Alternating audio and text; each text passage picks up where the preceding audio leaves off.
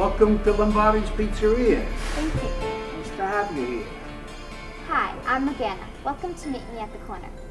We're here at Spring Street and Mott Street at Lombardi's Pizzeria, the oldest licensed pizzeria in the United States, owned by John Brescio.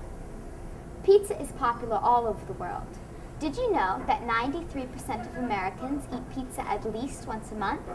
It's estimated that over 5 billion pizzas are sold worldwide each year. But where does pizza come from, and why is it so popular? Today we're going to meet Scott Wiener, who runs Scott's Pizza Tours here in New York City. He's a pizza lover, a pizza eater, and a pizza historian. He's going to talk to us about the history of pizza and how it's made. Where does pizza come from? Pizza originally comes from Italy, but it's based on foods from all over the Mediterranean, because Italy is right in the center of the Mediterranean Sea, and it actually draws its food from other countries and other cities around the Mediterranean. So for instance, the bread that is our crust on pizza is actually based on the Greek flatbread called pita. Have you ever had pita bread? Yeah, I have. Well, that's exactly what started the pizza. In fact, the word pita and the word pizza sound pretty alike, don't they? Well, there's a reason. The pita is pizza's cousin. When did pizza get so popular in the United States, and why? Well, pizza wasn't very popular until World War II.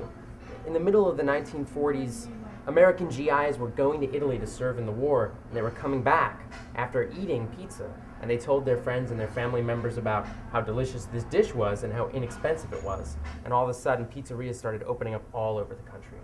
What goes into pizza, and does it always have to be round? Well, pizza usually is a crust, some sort of a sauce, like a tomato, what we have here, and of course a cheese. And it does not always have to be round.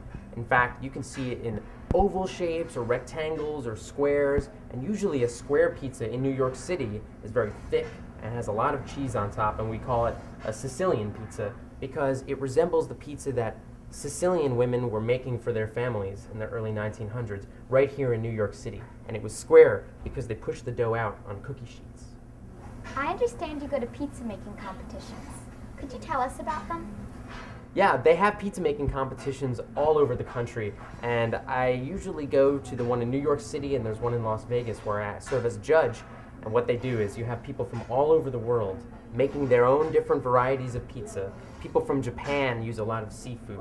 People from Canada are using caviar and smoked salmon and lemon, and you get to eat all these international types of pizza. It's tough to be a judge, though, because they all have such different angles to them.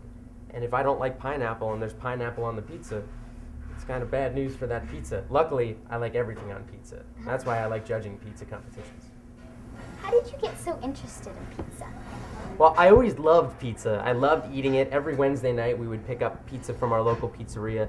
And when I went away to college, I was eating pizza a lot because it's all I could afford. Then I started studying the pizza. And I started looking for the best type of pizza and learning about what made it so good. Then I traveled around the country with some friends of mine, and I ate pizza in every city I visited. And I found that there were so many local variations. And when I got back home to the New York area, I realized that our pizza was so different, and I wanted to find out why. So I started researching, and the more I researched, the more I wanted to eat it. The more I wanted to eat it, the more I wanted to research it. So I love pizza. That's it from my corner of the world. See you next time.